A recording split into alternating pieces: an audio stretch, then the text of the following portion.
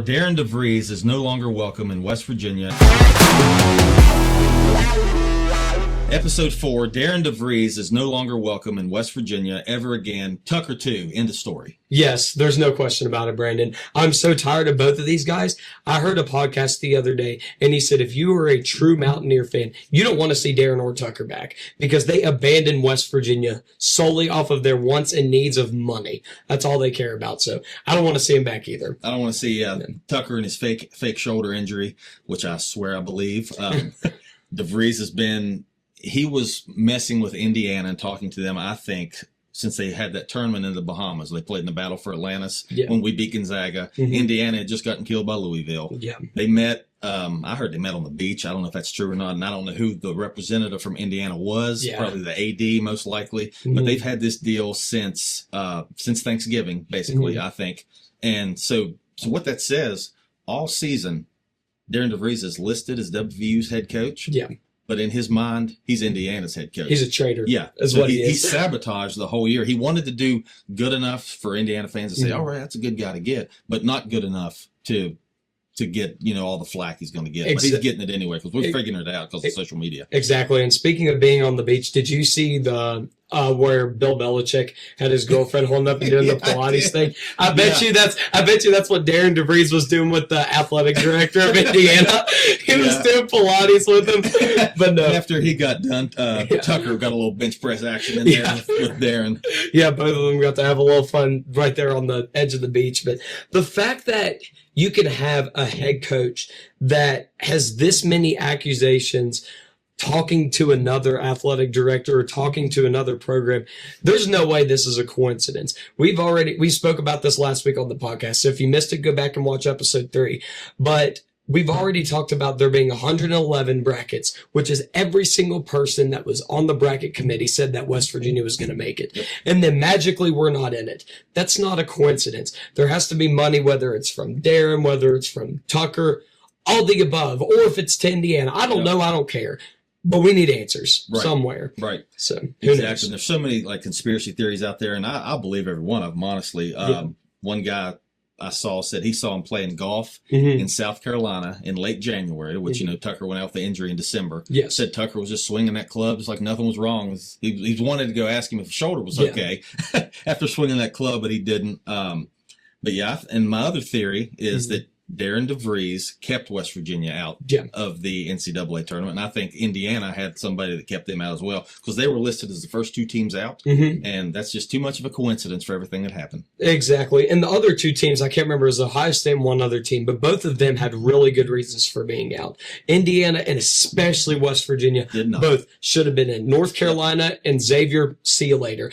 I don't know how you guys made it. I mean, other than this right here. Yeah. There's no other reason they should have made it. But coming from a former athlete myself, if you have a severe injury like that and you're trying to get back as quickly as possible, you might be doing some rehab, but you're not going to be swinging a golf club full force for the risk of pulling your shoulder or tearing your shoulder out of socket again. Swinging a golf club is hard on your shoulder. Yes. And I mean, some people, anybody who's never played golf is going to say, oh, it's no big deal. Dude, yes, it is. It is a big deal because if you're trying to get yourself to the fastest recovery possible, you're not going to get that recovery if you're swinging a golf club at full force. Right. So it's something else iffy about that whole situation too. Yeah, is it was after he played one game after that Bahamas trip, which was Georgetown. Mm-hmm. We talked about that last week too on episode 3. He played the one game, had a good game, 15 points, 7 boards. All of a sudden, his shoulder was hurt. And then you find out if you play 9 games, I believe this is the rule. If you play 9 games, it's a lot more difficult to get a medical red shirt. He played 8 and then all of a sudden had this magical, crazy injury that just kept him out because he was a baby. I can tell you looked into this, and I love it too. Because, I mean, there's so many conspiracy theories everywhere that there's no way there's not at least some bit of truth to this. It might not, all these conspiracy theories might not be completely true, but I think there has to be most of them true. Yeah, there's truth in them somewhere. Yes, there's no way all of these are coincidence. But there's no way, and this happens to West Virginia fans year after year. So we're not surprised at all. Right? Yeah, we just can't seem to have a normal off season, especially these last couple of years. No. So yeah, that's our theories. There's a lot more if you want to look online. There's a lot of crazy stuff that's being said. Also, just look up. You'll go into a rabbit hole, and you'll be there for about 2 or 3 weeks at least. So, one more thing is that according to sources and reports, which these have got national attention as well, DeVries never told. He's still, as of 5:26 on Monday afternoon, he has not told his team anything. He just skipped town, got on plane. He was in Indiana less than 24 hours after he said he'd take the job. It took him, I believe, it was 2 or 3 days to get to West Virginia after he accepted the job. So his stuff was already packed and he was gone. Exactly, he dipped. And I think what he did was, I can't remember the program he was before. Do you remember before he came to West Virginia? Drake. He was at Drake. Okay, so he was at Drake for a little while, and then he came to West Virginia. It's almost like he used West Virginia as a hopscotch, and he stepped on us with 1 foot, and now he's going and stepping 2 feet in Indiana because that's where the money's going to. Yep. So now we're looking for a new coach. They wanted Ben McCollum. Well, he's going to Iowa. Yeah. He was Drake's coach, just lost in the tournament. They wanted a guy named Nico Medved, Colorado State. Well, he's going to Minnesota, where he's from. His wife is actually from Morgantown. But this is the only time the wife doesn't get the final say with Nico Medved. Exactly. He said, no, honey, we're going to Minnesota where I'm from, and you're going to like it. And before, so she just trotted on along to Minnesota. Not to cut you off, but for anybody wondering why the head coach position is such a big deal in the offseason, is because you have people uncommitting like crazy from West Virginia. If I'm not mistaken, and quote me if I'm wrong on this, I checked 4 days ago, and there was only 4 players that were committed to West Virginia to come into the program next year. That is awful. Yeah, and so, they've already requested their release. Exactly. Waiting on to see who the coach is. Exactly. You're not going to have people committing if you don't have a head coach already set in place. Yeah, and all signs are pointing to Jared Calhoun, who was there with 6 years for Huggins, coached at Youngstown State, coached at Fairmont State. He's currently at Utah State. They made the tournament, lost to UCLA the other night. He's a good recruiter, and I think he would get a lot of money from the donors because of the Huggins connections. So if we end up with him, there's a lot of people that don't want him. I can just tell you, but I would be okay with him because of his connections that he has to the school and the money that he could get. And I think he's a pretty good recruiter. Utah State has a pretty decent recruiting class to be Utah State. They do, exactly. I mean, they're not one of the Power 5 schools, so I mean they're. Yeah. But still, at the end of the day, we'll see how everything goes. We got a lot to go over in this episode, though, so we'll move on to the next thing for now. Yeah, no more Darian DeVries talk. It's making me sick, honestly. So. Yeah. He's called parlay money and everything. He's costed us a little bit of everything. It's stupid. So, spring season's here. Well, pretty much. I think the next couple of days supposed to be in the 40s. But other than that, we're into spring sports season. Greenbrier East baseball, Greenbrier West baseball, West and East softball, track. A lot of good stuff going on. The baseball team is off to a 3-1 start. They play Monday evening against Nicholas County. They had a doubleheader this past weekend. They played on a Friday and a Saturday, which you don't see often. Usually doubleheaders on the same day, but they played Friday evening, Saturday morning. Won the first game Friday.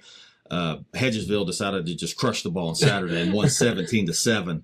But the baseball team, if they can get their pitching straightened out, I think they're going to have a solid shot because their offense is pretty decent so far.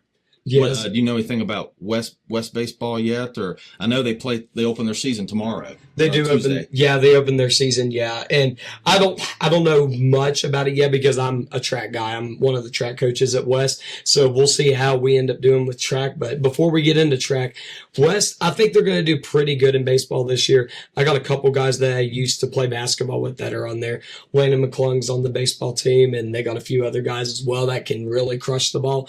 We'll see how West does this year, but on the bright side, they definitely have baseball to look for over the disappointing basketball season that they had. So, and I remember last year's baseball team, they started out like 0-6 or something. They lost a lot of games, but then they won. Improved. They ended up at the end of the year, they won. So if they can carry that momentum on, that'll be really good for them. Yeah, and that's a beautiful thing about baseball too, is they have a couple good pitchers that are on their roster. So I think as long as they can carry that momentum throughout the year, they're going to be just fine. Right. So we'll see how they start the year out tomorrow, but yeah, it's going to be, we'll see how the season goes. They play, I know they start Tuesday and they play all the way until I think Friday night, all on the road, straight through. Yeah. So they're gonna get some rest this weekend, hopefully, after all those games. Well, I mean, they ended out the season last year against Charleston Catholic on a pretty decent note. They went in as the 8th seed, playing the 1 seed, and I think they only lost by 2 or 3 runs, which really isn't that bad considering that Charleston Catholic was considered favorably over them. So yeah, they're always good at stuff. Charleston Catholic, they're tough. Which granted, 2 of our best hitters, Braden McClung and David Lester, both are graduated now. Gone. But still, at the end of the day, I think they're going to be a good team this year. I mean, the coaches do a really good job. So I'm excited to see how baseball does this year. I am too. I'm really looking forward to that. And we have Greenbrier East. We'll go over to softball. Greenbrier East. They've started the year 2-1. Had a doubleheader also this weekend. They played Ripley, beat them 15-7, lost to Independence. But in that Ripley game, listen to this, Matthew.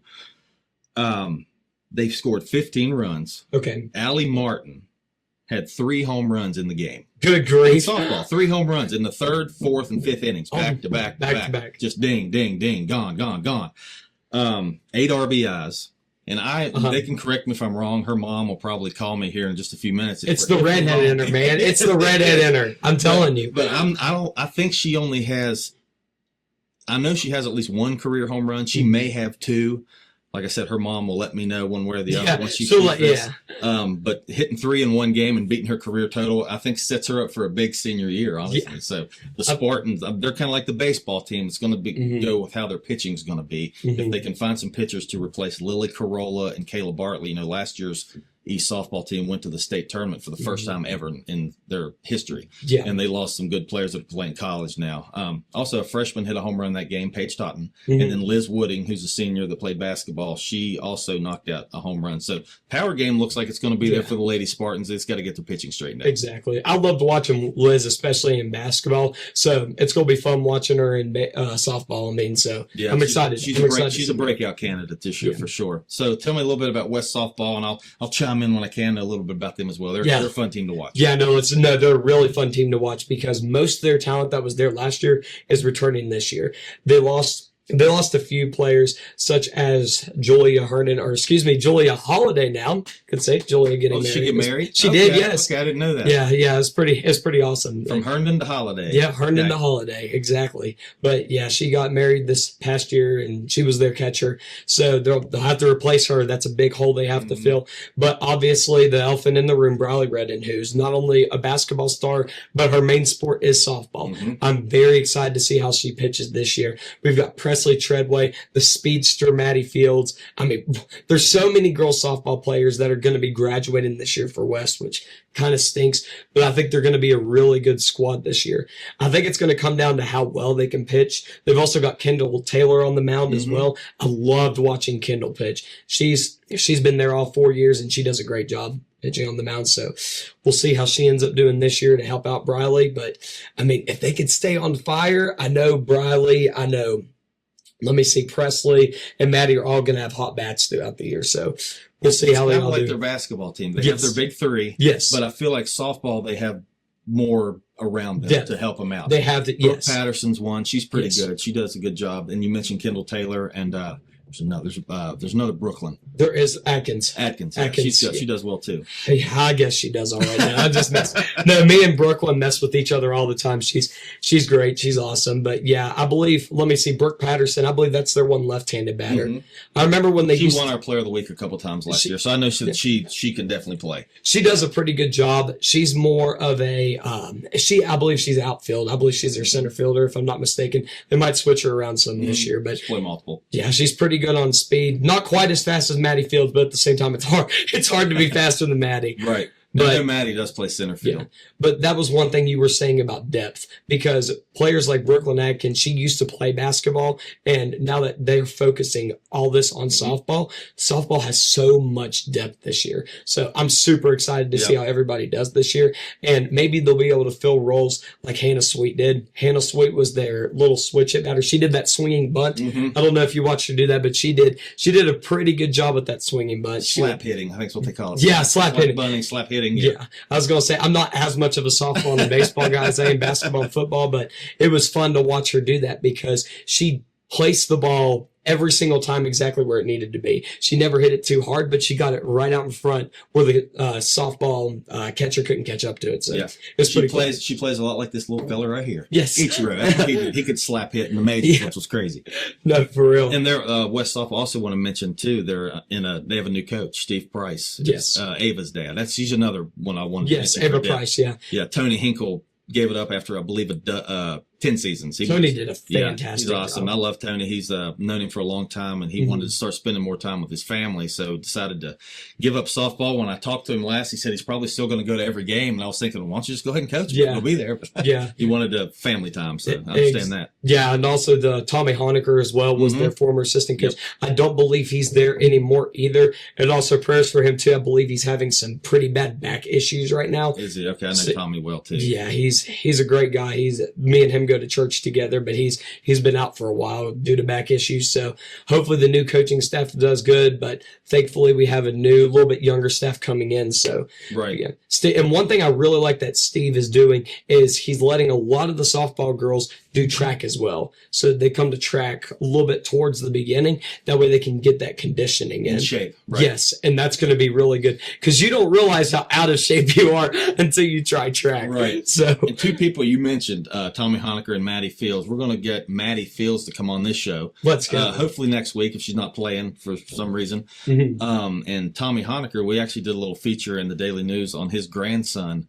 He was with the South Carolina Shriners, and he got to travel. Okay. He got to travel with the Clemson baseball team. Beginning of this year, they played in the Texas Rangers Stadium. Oh, he told me about that. Yeah. Yes, I remember him telling me about that. They're big Clemson fans now because they were so good to him and his son, Tommy's son, the kid's dad, Scott, who I played baseball with at East. So that was a really cool story, and it kind of all connects to each other once you get down into it. And the reason why, and Tommy will quote me if I'm wrong on this, but if I'm not mistaken, he only has one arm. If I'm not mistaken, and he swings. And he has one leg that cuts off at the knee. So but he just gets around. They said he plays sports and he can fast as anybody else on the field. He's a fast runner. So that was really cool to see, and I was excited that they contacted me to cover that story. That was really cool. Yeah, I was going to say that's awesome though. But I think his name's Eli Honecker. Eli, yes, that's what it is. But yeah, anyways, that was pretty good though, softball coverage. It seems like we know a bunch about West this year, and we're excited about the softball. Yeah, and let's not forget to mention they open up with Midland Trail, who ended their season last year. So you got Madison Rader, big time pitcher for Midland Trail. She's just a sophomore, and then Redden for West as a junior. So that's must see softball TV early in the year. Yes, it is. I completely agree. We'll see how they end up doing, but I mean, I'm super excited. We're going to skip a little bit now ahead. This is just a smaller little news thing. East and West are already both working on getting their courts torn up. So that's exciting. West is gone. Yeah, West is gone. East started Monday today. I went down there and got a little video of it if anybody wants to get on our social media and check it out. But they were just sawing away, and they're cutting it into like these big squares. And also what Greenbrier East is doing, I'm sure West will probably do something similar. They're going to, once they're done destructing it, they're going to count how many pieces they have and then put it on social media and then let people that have some kind of history or memories into that floor buy some of the floor for like decorations. So that was pretty neat. I'm sure West will end up doing something. I've already talked to our athletic director, and they're doing something similar to that as well. They're going to sell little pieces of it, which is great because I mean it's one thing to give away pieces of the floor, but it's another thing to be able to raise a little bit of money for the school and for the athletic department. So it's definitely going to be a good thing for the school. Have you seen the new design?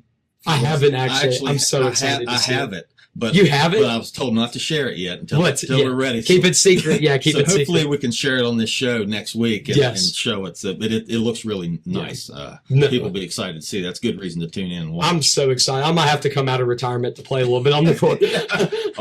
We should ask Athletic Director Robertson if we can go over there and shoot sometime. Just maybe we can do a podcast on location. That'd be awesome. Brandon and Matthew shoot basketball against each other and see how it works out. Let's do it. Alrighty. This is one of our last things that we're going to get on to before we let y'all go. I'm super excited about this. The track meet down at East. East had their first track meet. Most of you aren't going to believe this because I didn't either. Their first track meet at Greenbrier East since 2011. Nobody didn't believe that more than Brandon. Yeah. I could have sworn I was there 5 or 6 years ago for a track meet. They did them every year at East. Yeah. And I was like, when I saw that, like I said, I thought the coach commented on our photos.